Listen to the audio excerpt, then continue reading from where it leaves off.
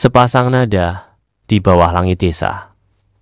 Di sebuah desa yang dikelilingi sawah hijau dan aliran irigasi yang jernih, tinggal seorang gadis bernama Niken. Ia bukan siapa-siapa, hanya anak petani yang tiap pagi membantu ibunya memasak dan tiap sore menggembala bebek ke pinggir kali. Tapi di balik kesederhanaannya, Niken menyimpan suara emas dan cinta diam-diam pada seni karawitan Jawa. Setiap malam, ia menyanyi pelan di beranda, ditemani bulan dan suara jangkrik. Suaranya lembut seperti angin musim panen. Ia tak tahu bahwa dari jauh, seseorang sering mendengar lantunan suaranya Lindra, putra camat, yang baru saja pindah dari kota ke rumah dinas desa. Mas Lindra, lulusan universitas di Jogja, bukan hanya pintar, tapi juga halus.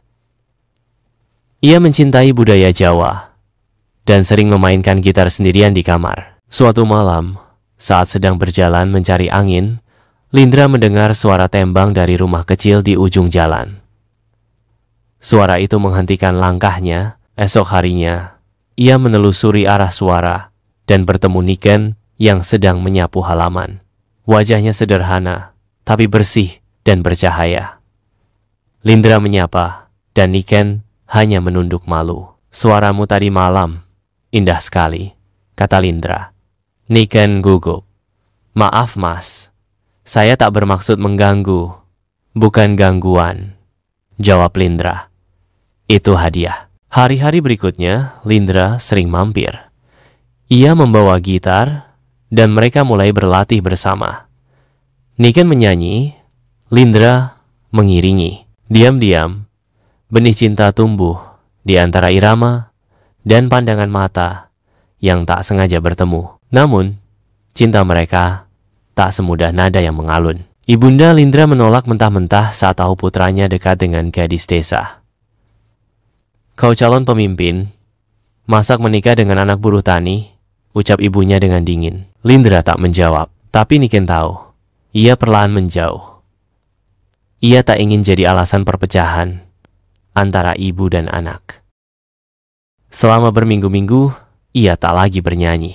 Lindra pun resah. Ia datang ke rumah Niken, tapi tak pernah lagi menemukan gadis itu duduk di beranda. Hingga suatu malam, saat desa mengadakan pentas seni di balai dusun, Niken tampil untuk terakhir kalinya. Ia menyanyikan tembang kinanti dengan air mata yang jatuh diam-diam. Lindra duduk di barisan depan, menahan gemetar hatinya. Usai pertunjukan, ia berdiri dan naik ke panggung. Di hadapan semua warga, ia berkata lantang.